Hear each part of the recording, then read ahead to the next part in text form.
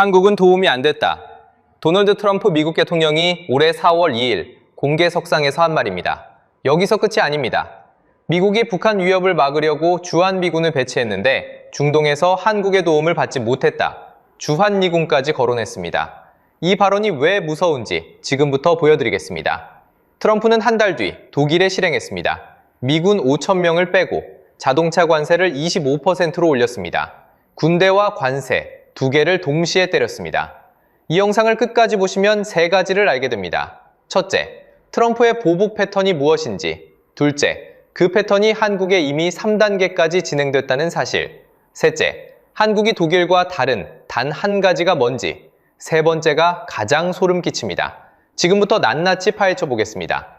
질문은 하나입니다. 독일한테 한 집, 한국한테도 할까? 단서 3개를 추적합니다. 결론은 여러분이 직접 내리시게 됩니다. 자, 여기서부터가 진짜입니다. 먼저 독일에서 무슨 일이 벌어졌는지를 정확히 짚어야 합니다. 트럼프가 왜, 어떤 순서로 독일을 때렸는지를 알아야 한국에 대입할 수 있습니다. 시작합니다.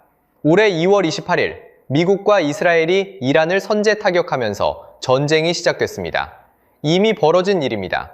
유럽에도 한국에도 사전 상의는 없었습니다. 전쟁은 트럼프가 혼자 시작한 겁니다. 트럼프는 동맹국들에게 호르무즈 해협에 군함을 보내달라고 요청했습니다. 독일이 거절했습니다. 프랑스도 거절했습니다. 일본도 평화헌법 구조를 거론하며 사실상 거부했습니다. 전쟁은 혼자 시작하고 도움은 정부한테 요청한 겁니다. 근데 여기서 더 이상한 건 독일 메르츠 총리의 행동입니다. 거절만 한 게 아닙니다. 4월 27일 학교를 방문한 자리에서 이렇게 말했습니다. 미국 전체가 이란 지도부에 의해 굴욕을 당하고 있다. 여기서 끝이 아닙니다. 명백히 미국은 전략도 없이 이 전쟁을 시작했다. 이라크에서도 아프가니스탄에서도 같은 실수를 했다. 동맹국 총리가 전쟁 중인 나라한테 공개적으로 전략이 없다고 말한 겁니다. 이게 왜 이상하냐면 직장에서 비유하면 이렇습니다. 팀장이 프로젝트를 밀어붙이고 있는데 옆 부서 팀장이 전체 회의에서 저 프로젝트 기획서가 엉망이다 라고 말한 겁니다. 그것도 녹화되는 자리에서. 트럼프가 가만히 있을 사람이 아닙니다. 트럼프는 속으로 이렇게 생각했을 겁니다. 내가 전쟁하는데 뒤에서 칼을 꽂아? 4월 29일 SNS에 한 줄을 올렸습니다. 독일에 있는 병력의 감축 가능성을 살펴보고 있다. 자기 국방부도 몰랐습니다. 폴리티코에 따르면 미 국방부 관계자들은 이 발언에 충격을 받았다고 합니다. 대부분이 사전에 통보받지 못했습니다. 트럼프의 머릿속에서 결정되고 국방부는 뒤늦게 쫓아간 겁니다.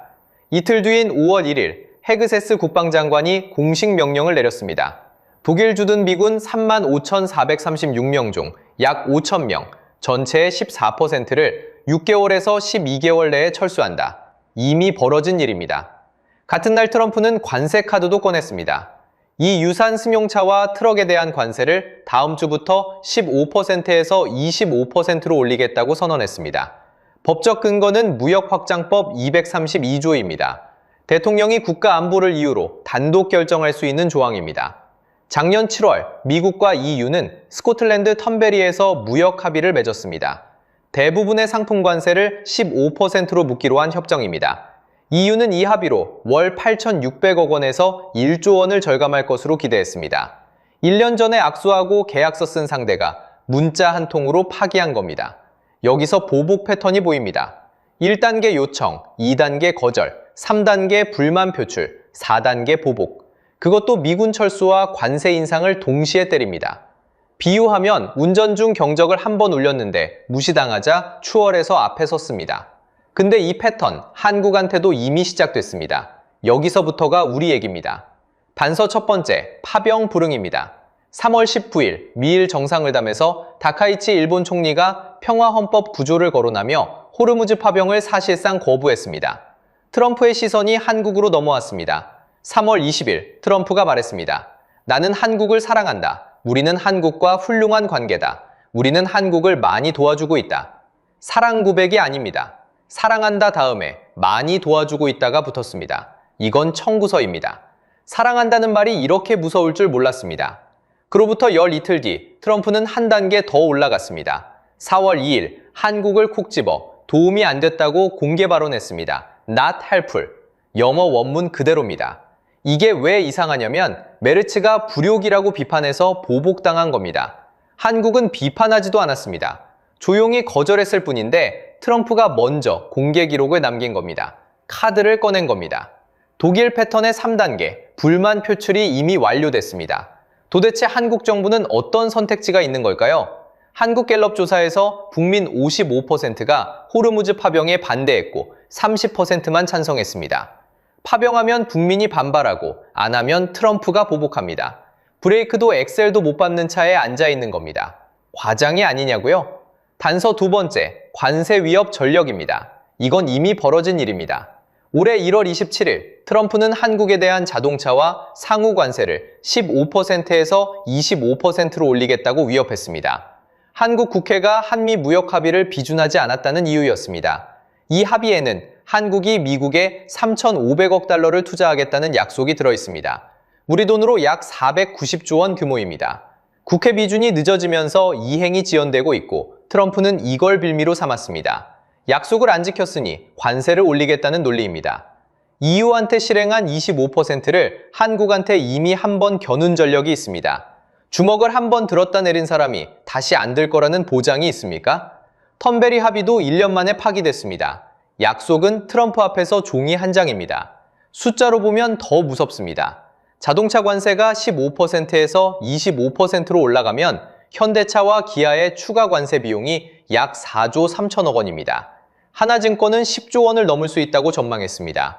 월급 300만 원 직장인 143만 명의 1년치 월급이 증발하는 규모입니다.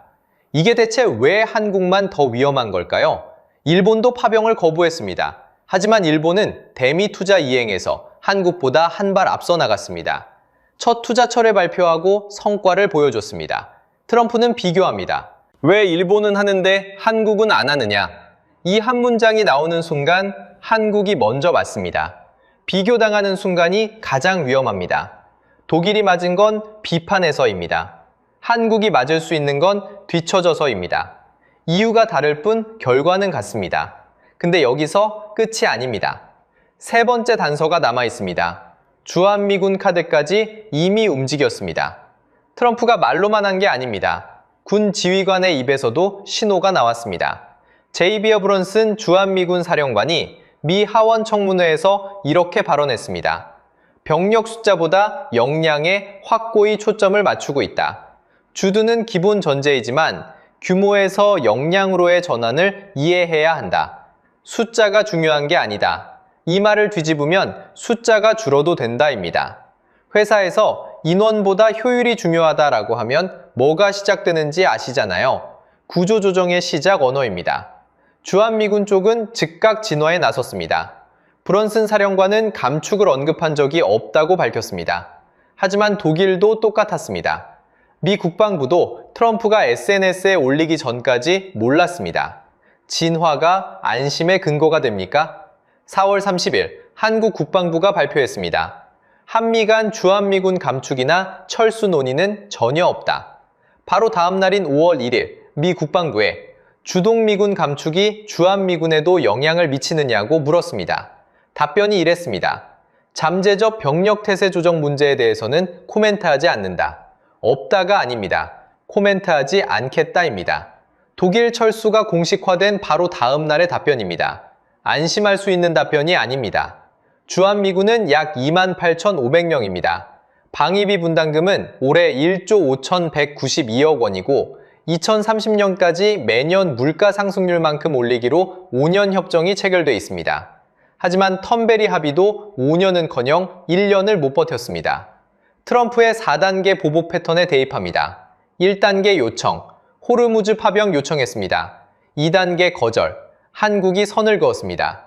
3단계 불만 표출, 도움이 안 됐다 공개 발언. 독일은 4단계까지 갔습니다. 한국은 3단계에 멈춰 있습니다. 한 단계 남았습니다. 근데 이걸 한국에 대입하면 정반대 근거도 있습니다. 한국은 독일과 다르다는 주장입니다.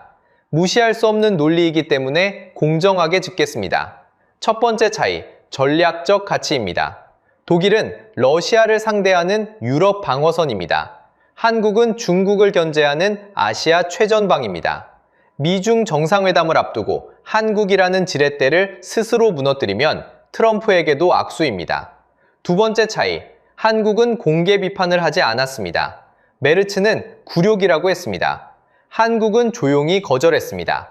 트럼프는 감정적인 사람입니다. 공개적으로 망신을 주면 즉각 보복하지만 조용한 상대에게는 시간을 줍니다. 비유하면 이렇습니다. 온라인 게임에서 팀원이 채팅으로 욕하면 바로 강퇴당합니다. 조용히 딴짓하면 일단은 넘어갑니다. 하지만 결과가 안 나오면 결국 강퇴입니다. 조용하다고 안전한 건 아닙니다. 여기서 한술 더 뜹니다. 트럼프의 경제 운영에 대한 미국 내 긍정평가는 30%에 불과합니다. 11월 중간선거가 다가오고 있습니다. 동맹국이 미국을 공짜로 이용하고 있다는 서사가 유권자한테 먹힙니다. 한국을 때리는 게 정치적 이익이 되는 순간이 올 수 있습니다. 연합뉴스는 이렇게 분석했습니다. 트럼프가 유럽이 아닌 동맹국 가운데 다음 타깃으로 한국을 겨냥할 가능성을 전혀 배제하기는 어렵다. 동시에 한국을 과도하게 압박하는 것은 미중 정상회담을 앞두고 악수가 될 수 있다는 분석도 병존합니다. 자, 여기서부터 갈림길입니다. 한 가지 변수가 결과를 완전히 바꿉니다. 한국이 대미 투자 이행과 군사적 기여 대안을 보여주느냐 안 보여주느냐, 이 변수 하나에 두 개의 미래가 걸려 있습니다. 첫 번째 갈래, 보여주는 경우입니다. 국회가 비준을 서둘러 3,500억 달러 투자를 가시화합니다. 동시에 직접 파병이 아니더라도 의료 지원, 해상 감시, 인도적 지원 같은 대안으로 한국이 도왔다고 트럼프가 말할 수 있는 명분을 만들어줍니다. 이 경우 트럼프의 불만은 줄어들고 4단계 보복은 회피됩니다. 일본과의 비교에서도 뒤처지지 않습니다. 한국도 하고 있다는 한마디가 방패가 됩니다. 하지만 이건 한국이 먼저 움직여야만 가능한 시나리오입니다. 두 번째 갈래, 안 보여주는 경우입니다. 국회 비준은 계속 지연되고 군사적 기여도 검토 중에 머무릅니다. 일본과의 격차가 벌어집니다. 트럼프 머릿속에서 왜 한국만 안 하느냐가 굳어집니다. 이 경우 관세 25% 복원이 먼저 옵니다. 현대차와 기아에 4조 3천억 원에서 10조 원의 추가 비용이 발생합니다. 그 다음이 주한미군 감축카드입니다. 독일이 맞은 그 순서 그대로입니다. 독일의 오늘이 한국의 내일이 됩니다. 한국 외교부 당국자는 이런 심정일 겁니다. 미국과의 관계, 우방국과의 조율, 이란과의 관계 관리, 고차 방정식인데 답안지가 없다. 정부도 인정한 겁니다. 쉬운 답은 없습니다. 이건 외교관의 고민에서만 끝나는 문제가 아닙니다. 현대차나 기아 주식을 가지고 계신 분, 미국에 수출하는 회사에서 일하시는 분, 트럼프가 내일 아침 SNS에 한 줄 올리면 그날 오후에 주가가 움직입니다. 독일이 그랬습니다.